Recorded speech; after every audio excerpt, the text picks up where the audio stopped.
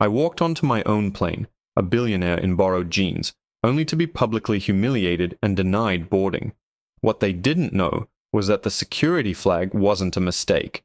It was the first move in a coup, orchestrated by the man I trusted most.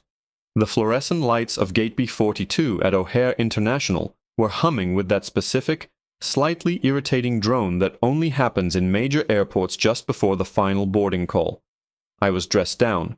Jeans, a high-quality, unbranded travel jacket, and worn leather boots, looking exactly like what I was.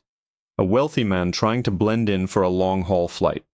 My carry-on, a sleek graphite roller, was tucked neatly beside me. I was flying Apex Air, the very airline I secretly owned. Well, secretly to the general public, but certainly not to the executive staff who knew my face well enough to blanch at the sight of me. The boarding process had been smooth until they got to me. The gate agent, a young woman named Tiffany, according to her badge, had the tired, slightly superior air of someone who'd seen every type of traveler imaginable. She scanned my boarding pass. The machine beeped, then emitted a harsh, grating alarm sound that silenced the low murmur of the remaining passengers. Tiffany frowned, her eyes darting between the screen and my pass. "Sir, I apologize, but this ticket is showing as invalid for boarding." "Invalid?" I leaned in slightly, keeping my tone level, almost bored. "That's odd. It was issued directly from corporate this morning. It's a first-class, reserved seat. Are you sure the system has updated?" She tapped furiously at the keyboard, her brow furrowing deeper. "Sir, the system is registering an active lock. It says, passenger flagged. Cannot board at this time. Security notification pending." A small knot of tension tightened in my stomach. A security notification. That wasn't standard procedure for a system glitch. I glanced around. A few people were craning their necks, recognizing the drama unfolding at the desk. I hated drama, especially the kind that forced me into the spotlight. I preferred my empire building from the quiet confines of the executive suite or a sealed boardroom. "Look, miss," I said, trying to keep the edge out of my voice. "I don't have time for this. I have a critical merger meeting in London tomorrow morning. Can you contact a supervisor? Immediately." Tiffany, however, seemed galvanized by the authority in my voice, but in the wrong way. Instead of showing deference, she puffed out her chest a fraction. "Sir, you need to step away from the podium while I contact the gate supervisor. Your behavior is becoming disruptive." That stung. My behavior? I was trying to solve a problem created by her airline. "I am not being disruptive," I countered, my voice dropping lower. "I am trying to board the flight I paid for." Just then, a larger man in a slightly ill-fitting navy blazer, the gate supervisor, Mark, I presumed from his posture, waddled over, rubbing his hands together nervously. "What seems to be the issue here, Tiffany?" Tiffany pointed a perfectly manicured finger at me. "Mr. Henderson here is attempting to board with a ticket that the system has locked out. He's also being belligerent when I try to follow protocol." Mark leaned over the counter, his gaze sweeping over me dismissively. He didn't look at my face, he looked at my expensive but casual attire, then down to my boots, clearly sizing me up as another entitled traveler causing trouble. "Sir," Mark began, his voice dripping with practiced condescension, "we have clear directives regarding any passenger flagged in the system. We cannot risk it. You'll have to step aside until security arrives to sort this out." "Flagged?" I repeated, an icy calm settling over me. "What exactly did I do to be flagged by my own airline?" Mark chuckled. A short, dry, irritating sound. "Listen, buddy, nobody is above the rules. We get all sorts trying to pull rank. Maybe you used a VPN for the booking. Maybe the credit card bounced. It happens. But if you're flagged, you wait. Now, make step back." He physically gestured toward the seating area with an open hand, a gesture of dismissal that made my jaw clench. Then Tiffany, emboldened by her supervisor's support, delivered the fatal blow. Her voice was loud enough now that a good dozen people were staring openly. "Sir, you are exhibiting behavior consistent with the flag notes," she announced, clearly reading from the screen for the benefit of the small audience. "The note specifically states, passenger matches profile for high-risk non-compliance, potential disruptive presence. Deny boarding until verified by management." She paused, then added the line that felt like a physical slap across my face. We cannot allow any issues on board, especially with high-value aircraft. We prioritize the comfort and safety of our paying customers. The implication hung heavy in the air. I was not a paying customer. I was a problem, a threat. The color drained slightly from my face, not from fear, but from pure, unfiltered outrage. I looked at Tiffany, then at Mark, two cogs in the machine I financed, now actively humiliating me in public. They saw a nobody causing trouble. They saw a black man making a scene. And they decided to crush that scene with unearned authority. I took a slow, deliberate breath, the kind you take when you're about to detonate a bomb. I reached into my jacket pocket, bypassing my phone, and pulled out a small matte black card holder, thin, heavy metal, utterly devoid of logos or flair. It wasn't my executive ID. Those were for the office. This was something else. And I slid the card across the polished counter toward Tiffany. It stopped perfectly centered under the harsh overhead light. She glanced down, annoyed at the new distraction. "Sir, I told you, we don't accept—" Her voice died in her throat. Mark, who had been about to turn back to his monitor, froze mid-turn, his body going rigid. The card wasn't plastic.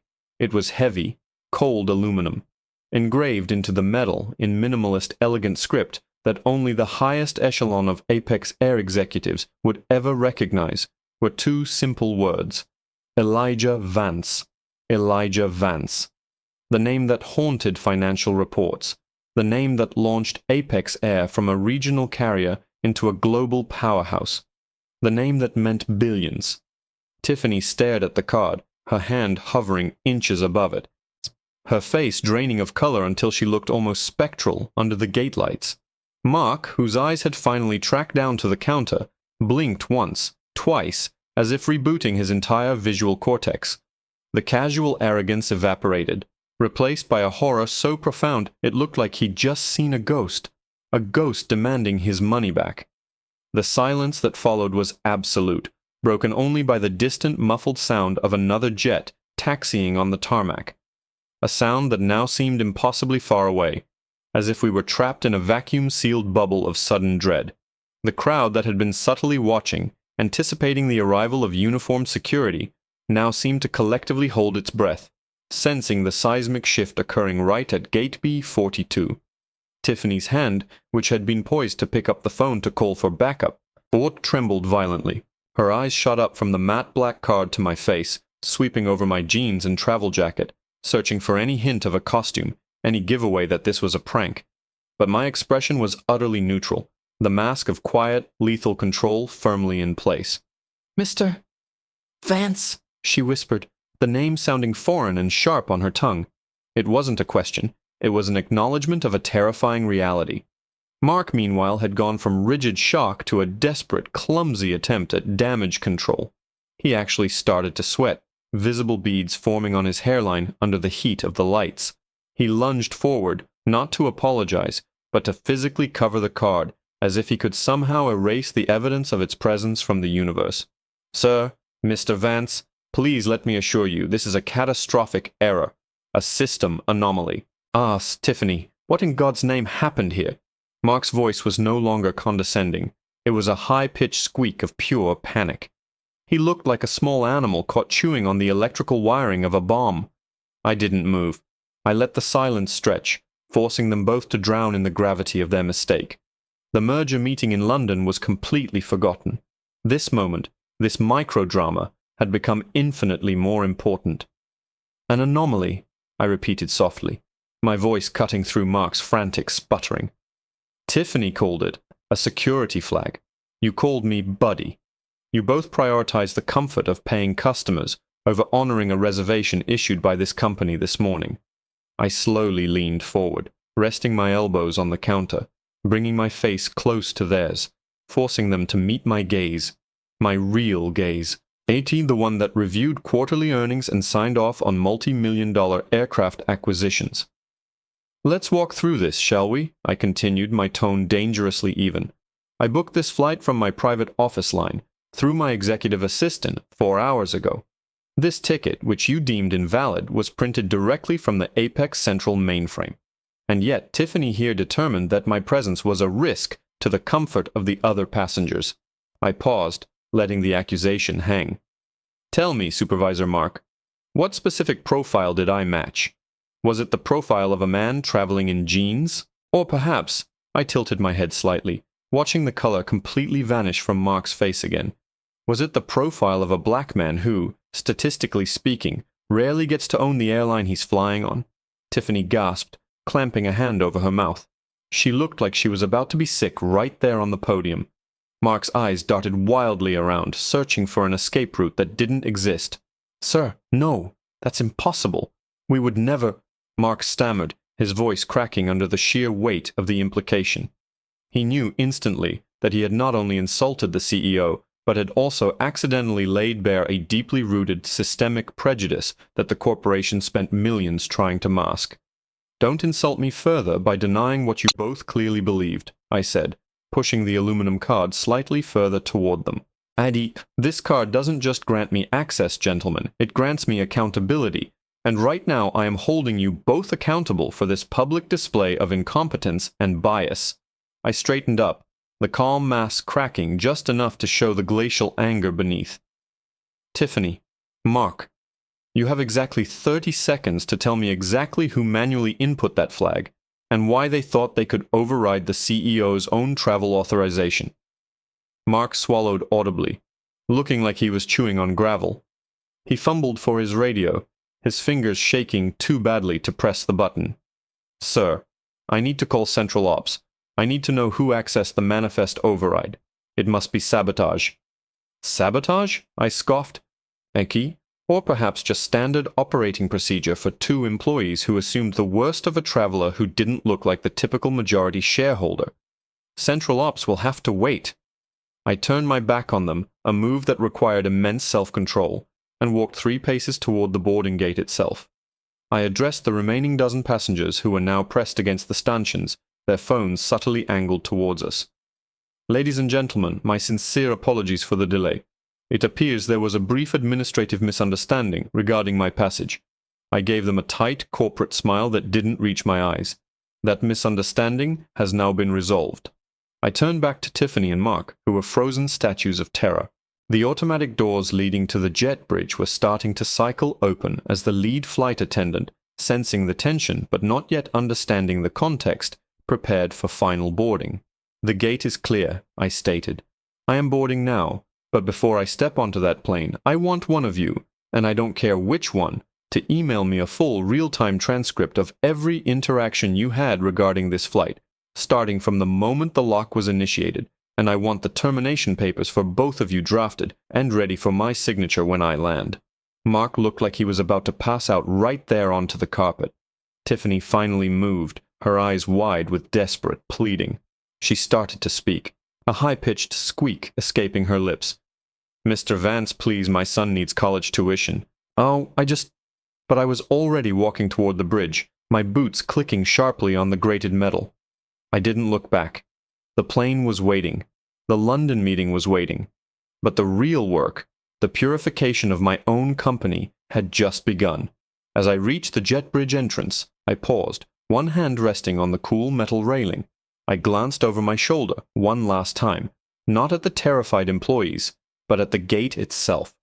"One more thing," I called out, my voice echoing slightly down the tunnel toward the cabin.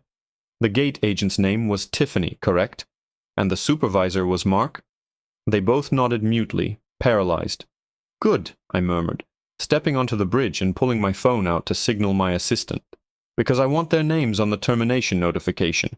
But before the official HR process begins, I need to know who was really responsible for that flag. Because I have a very strong suspicion, gentlemen, that the two of you were just puppets in a much larger game." I stepped inside the warm cabin, the door swinging shut behind me, sealing off the scene of their ruin. As I walked down the aisle toward my first-class seat, the lead flight attendant, a woman I recognized as Sheila, a 20-year veteran known for her impeccable professionalism, met my eyes. She didn't gasp, she didn't panic, she simply inclined her head, a flicker of grim understanding in her expression. "Welcome aboard, Mr. Vance," Sheila said smoothly, closing the privacy curtain to the cockpit. Your flight is ready for pushback as soon as you're settled. I sat down, feeling the familiar vibrations of the aircraft beginning to power up. I powered up my own tablet, bypassing the in-flight entertainment system and accessing the secure administrative portal. The system was already flashing red warnings. The initial security flag had been accompanied by an anonymous, encrypted message sent directly to the Chief of Security's private line, a line only one other person in the world had access to besides me. I opened the message, my heart pounding with cold realization, and saw the single, looping video file attached. It was a grainy, low-angle shot taken from the airport parking garage, clearly showing me arriving at the terminal 4 hours earlier. And standing next to the sedan that dropped me off, Amy leaning in conspiratorially to hand me an envelope before stepping away. An envelope I hadn't even noticed receiving in the chaos of the morning, was the one person I absolutely trusted. My chief operating officer, the man I'd left in charge while I traveled. I clicked the video play button, and the screen filled with my COO's face, smiling coldly at the camera as he waved goodbye, clearly having orchestrated this entire public debacle from miles away. The plane began to push back from the gate, and I realized with a sickening jolt that this wasn't about random prejudice at Gate B42.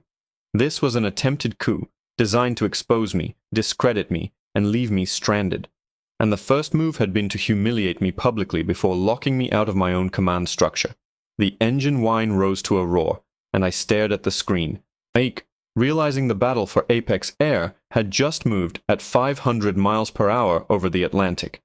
The rising roar of the engines was a fitting soundtrack to the sudden, nauseating clarity of betrayal.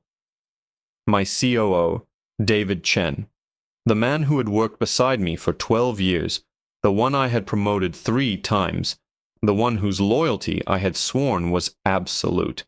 He hadn't just arranged for me to be humiliated, he had set a trap so precise it bordered on genius, a public execution designed to force my hand while simultaneously testing the loyalty of the lower-level staff against the invisible power of the chairman. If I had reacted with anger, shouted at Tiffany and Mark, I would have confirmed the disruptive passenger profile he'd fabricated. If I hadn't shown up, he would have claimed control over the emergency board meeting he'd surely scheduled already. But I hadn't shouted. I had been cold.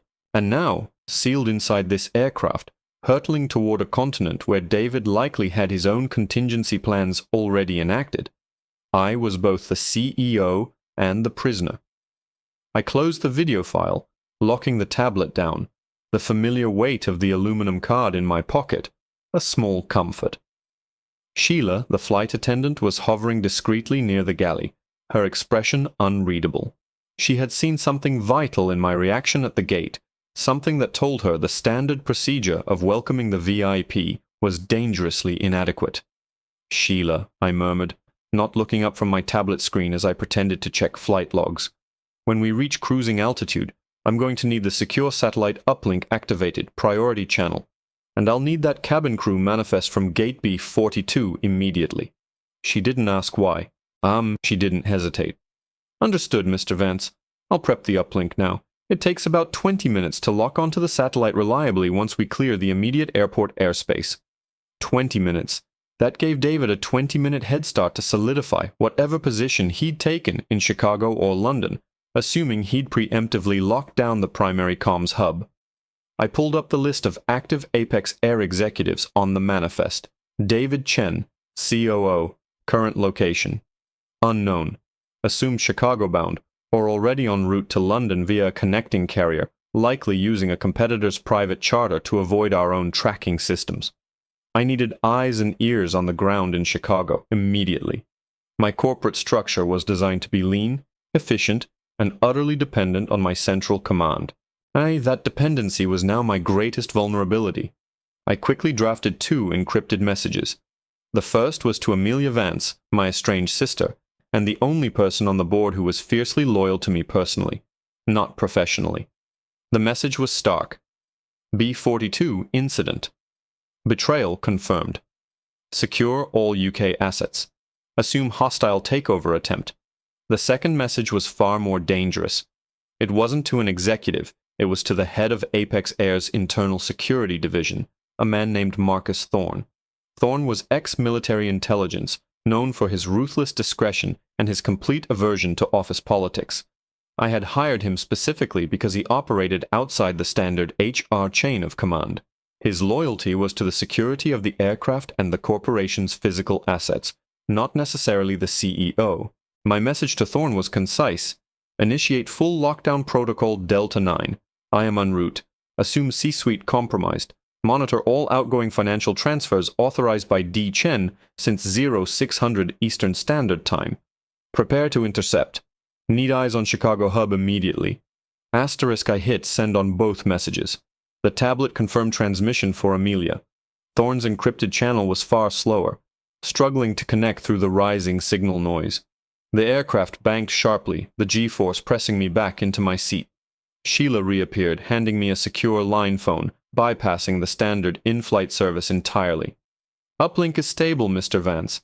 You have a clean line for the next hour. I took the phone. It was time to call the only person who could give me an immediate, on-the-ground assessment of the damage in Chicago. The head of security for O'Hare International itself, a man named Captain Davies, who owed me a significant favor from a decade-old FAA dispute. Davies, Vance, I need a status report on Apex Air's ground operations at O'Hare right now. Specifically, I need to know who logged into the manifest override terminal for Gate B-42 in the last hour, and who ordered the termination of the associated security flag on passenger Elias Thorne. I used a pseudonym, Elias Thorne, the name on the executive pass I deliberately left at the gate. My real name, Elijah Vance, was too dangerous to broadcast on an unsecure line, even with the pilot's awareness. Davies's voice was tight, professional, and utterly devoid of surprise. Mr. Vance, you're airborne. I was warned you might call. Anchor, we had a situation at B-42. 2 employees were immediately relieved of duty by Apex Air's own internal security, responding to an executive review. That review was authorized by, and I quote, COO David Chen, acting interim chairman. The bile rose in my throat. David had been fast. In the 10 minutes it took for me to get airborne, he had already purged the evidence and established his interim authority with airport security, weaponizing our own internal protocols against me. And the termination order for the security flag, I pressed, my knuckles white around the phone. That's the unusual part, sir, Davies continued, a note of genuine confusion entering his voice. The flag was never manually lifted by Tiffany or Mark. The system showed an automatic reversal. The system registered a Level 1 administrative clearance override from the Apex Air HQ satellite uplink, simultaneous with the flight pushing back from the gate. It looks like someone executed a complete rollback command, a clean slate, the moment you were committed to flight. A clean slate. That meant David hadn't just ordered the flag, he had access to the highest administrative codes. Codes only I, the chairman, and David, the COO, possessed. It was a confirmation. David had systematically compromised the system over weeks, perhaps months, planning this moment perfectly. So the system shows I was never flagged at all? I asked, staring out the window as the urban sprawl dissolved into featureless cloud cover. That's correct, sir. It looks like a minor ticketing dispute that was resolved internally just before departure. But Tiffany and Mark are being escorted out now by Apex Security, who are suggesting gross negligence. They look terrified, Mr. Vance. They clearly thought they were dealing with a real threat. My enemies had managed to make the victims look like the culprits, all while I was trapped in the air, unable to communicate freely or take physical action. David hadn't just taken control. He'd laundered the entire incident to look like my failed management of a rogue gate agent. Davies, thank you. Keep me updated on Tiffany and Mark. If they say anything about the metallic card, you report it directly to Amelia Vance. Do not go through Chen's chain. Understood, Mr. Vance. Godspeed. I ended the call, the satellite phone feeling suddenly heavy, like a lead weight tethering me to a disaster unfolding on the ground. I looked back at Sheila, Andoy, who was waiting anxiously. The satellite uplink is operational, Mr. Vance, she confirmed quietly. What's the next step? We're at 30,000 feet. I took a deep breath, the air recycled and sterile, a stark contrast to the fiery betrayal I was navigating. I looked at the 2 individuals remaining who I could trust implicitly. Sheila, who had kept her head, and Amelia, who was now mobilizing. I had lost the ground war, but the air was my domain. Sheila, I need you to escort me to the cockpit. I need a private, secure word with the captain. Sheila nodded immediately, her gaze firming with new purpose. Of course, sir. As she led me toward the front of the aircraft, the tension in the cabin shifted perceptibly. The other passengers, still unaware of the corporate warfare raging just feet above their heads, continued to read or nap. We reached the reinforced cockpit door. Sheila knocked twice, the executive code, and the captain slid the door open just enough for me to slip through. The captain, a seasoned flyer named Harrison, looked up, his face etched with professional concern. Mr. Vance, Sheila informs me we have an unusual situation. We do, Captain, I confirmed, stepping inside and letting the door seal behind me with a heavy, satisfying thunk. I turned to face the two pilots, the final, ultimate arbiters of my immediate safety, Captain Harrison, First Officer Miller. I am Elijah Vance, the chairman and majority owner of Apex Air. My COO has staged a coup and is attempting to seize control of the company from the ground. I need absolute assurance that this aircraft and my person remain under my command until we land in London. Harrison gripped the control yoke, his eyes fixed on the altimeter. Sir, my allegiance is to the safety of the flight and the security of the aircraft, as per FAA and corporate mandate. As long as we are airborne, this aircraft remains under the command authority vested in the senior pilot in command, which is currently me. We will not be diverted, and we will not accept instruction from anyone claiming interim authority on the ground. Miller nodded grimly in agreement. It was the confirmation I needed. The sky belonged to me, for now. I pulled out my secure tablet again, accessing the mainframe protocols one last time before the satellite connection degraded further. I had one tool left that David hadn't accounted for. A hidden back door that bypassed standard C-suite authorization entirely. A kill switch buried deep within the core operating system. It was meant for national security emergencies, not internal squabbles, but David had forced my hand. I navigated through layers of complex encryption, my fingers flying across the screen. I had to remotely disable David Chen's access to every single networked asset controlled by Apex Air, from the financial servers to the ground crew communications. It was a full digital decapitation. I reached the final command prompt. Execute shutdown of D-Chen Level 7. Access Y/N. I paused, hovering my finger over the Y. If I executed this, David would know instantly. He would be locked out of everything, alerted to the fact that I was fighting back, probably while mid-flight himself, heading to London to intercept.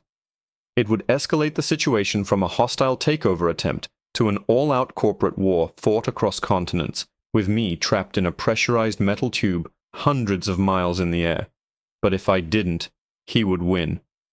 I pressed Y, just as Captain Harrison announced, "We're leveling off at flight level 370. We're in the clear, Mr. Vance." The confirmation message flashed instantly. Access revoked.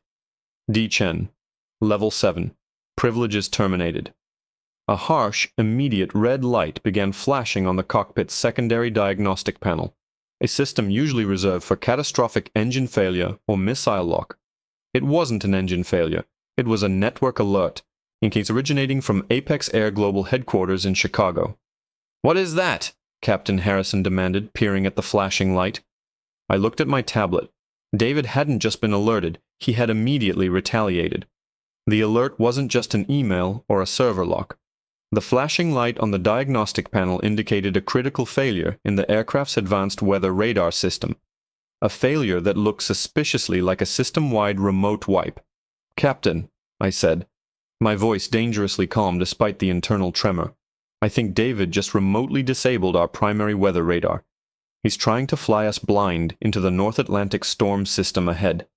The flashing red light pulsed with the rhythm of a frantic heartbeat, bathing the cockpit in an aggressive, warning crimson. Captain Harrison's composure fractured instantly. He slammed his hand onto the comms button for the cabin. "Sheila, get forward immediately. I need you to relay information from the pilot's log manual. Miller, run diagnostics on the secondary analog backup. Now."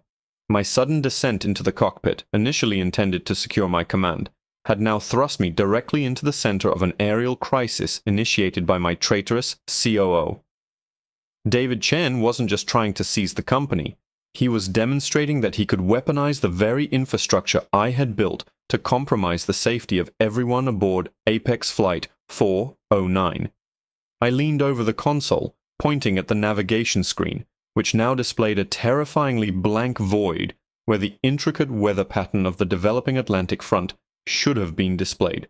"Captain, the storm system is less than 2 hours out. We cannot navigate it blind." Harrison was already wrestling with the manual override, his face grim. "The primary array is dead, Vance. Wiped clean. Miller, how's the analog?" "Barely functional, Captain. It's showing us basic ground clutter. But the Doppler return is totally offline. We'll be flying into a whiteout with 0 warning time for turbulence or icing." This was the moment David had planned. To force the pilots to either violate safety protocols by continuing, or to force them to declare an emergency, landing them immediately at the nearest inconvenient airport, likely one under his operational control, where he could have me arrested or detained as an unstable executive. I felt Sheila slip silently into the cockpit doorway. She didn't even look at the flashing lights. Her eyes went straight to me, waiting for instruction. "Sheila," I said, keeping my voice low and precise, cutting through the rising panic. "I need you to do something that sounds impossible. I need you to access the maintenance panel behind the forward galley, the one marked Emergency Comms Override Manual Data Bridge. Do you see it?" She frowned slightly, her professional mask slipping for just a second. "Yes, sir. It requires a level 4 security key to open." "I know," I replied, reaching into my jacket once more. I pulled out the matte black card, the chairman's card, and placed it next to the one I had shown Tiffany. "This card is keyed to bypass all electronic locks, Sheila. Use it. Once you are in, I need you to run a physical data cable, the one stored in the emergency kit, and bridge the gap between the analog radar module and the secure satellite uplink we established earlier. Bypass the main navigation computer entirely. We are feeding raw Doppler data directly to the cockpit display." It was a desperate, brilliant piece of engineering improvisation, one that relied on the deep, esoteric knowledge of the aircraft's secondary systems that only the chairman and the head of maintenance, both of whom David controlled, should possess. Sheila didn't question the logic. She simply snatched the card. "I'm an amateur radio enthusiast, Mr. Vance. I know my bridges. Be right back." She disappeared with astonishing speed. Harrison and Miller exchanged a look of profound disbelief, yet they didn't stop their frantic work, understanding that desperate times required desperate measures. The next 15 minutes were agonizing. The plane bucked slightly as we approached the outer fringes of the storm system. The analog screen showed a worrying gray haze beginning to encroach. Then a triumphant shout from the galley. "Bridge established, Mr. Vance! Data feed initiating!" In the cockpit, a secondary, smaller monitor, one usually reserved for maintenance diagnostics, flickered violently, then stabilized. Instead of the neat, processed display of the primary radar, a raw, chaotic, but undeniably functional map of churning weather cells bloomed on the screen. "It's raw, but it's clean," Miller yelled, already cross-referencing the data with Harrison's manual charts. "Captain, we can plot a path around the worst of it. It'll be bumpy, but we can avoid the core icing." Harrison nodded curtly, his hands now steady on the yoke. "Miller, I'll take over navigation based on that feed. Sheila, secure that bridge and stay near the galley door. Don't let anyone touch that panel." As Harrison expertly nudged the plane into a gentle, evasive climb, banking away from the swirling nightmare depicted on the secondary screen, my satellite phone vibrated fiercely in my hand. It was Thorne, the head of security, finally breaking through the Chicago interference. "Mr. Vance, I have confirmation. David Chen initiated Level 7 purge commands precisely at 10:15 a.m. Eastern Standard Time, concurrent with the boarding sequence at B-42. He gained access using an administrative override token that should have been destroyed 5 years ago. He used it to lock the manifest and stage the incident." "And the fallout on the ground?" I asked. The sound of turbulent air rushing against the fuselage, a constant reminder of the stakes. "The fallout is contained, for now," Thorne reported. Amelia Vance is mobilized. She has locked down the UK assets and is currently freezing David's personal accounts and those of his known associates. However, Mr. Vance, David anticipated this. He initiated a final, silent command just before his access was cut. It's a dormant virus programmed to execute upon your physical landing at Heathrow. It's designed to lock out every single one of your Level 7 authorizations simultaneously, essentially bricking your entire digital identity within the company, leaving you an outsider with only your stock holdings. The realization hit me like a punch. David hadn't just wanted the CEO position, he wanted to erase Elijah Vance from Apex Air forever. Thorne, can you neutralize that kill switch remotely? No, sir. It's hardened against remote access. It requires physical input on the primary server rack at HQ, or a specific voice command spoken directly into the system console within the Chicago Command Center. You'd need to be there. I looked at the two trusted pilots, then at the weather radar screen showing the clear path ahead. We were safe for the next 6 hours.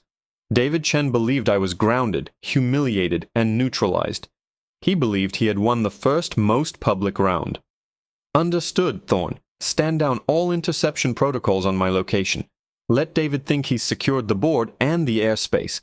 Tell Amelia to proceed with the freezing of assets, but keep the full takeover documents pending. I disconnected the call, slipping the phone back into my pocket. I looked at Harrison, who was expertly piloting us through the turbulence. Captain, I said, my voice carrying the weight of finality. We are not landing in London. Harrison glanced at me, eyebrows raised. Sir, where are we diverting? We're diverting to Chicago, I stated, a slow, dangerous smile spreading across my face as I looked down at the churning clouds below, clouds that David Chen thought were his shield. I'm not letting a ghost control my company from a server room. I'm going home to deal with the man who tried to strand me at gate B42. I turned to the locked cockpit door, speaking clearly enough for Sheila to hear through the thin metal. Sheila, send a message to the London office. Tell them the chairman has been delayed on urgent business. Tell them I'll be greeting David Chen personally when he arrives at O'Hare tomorrow morning.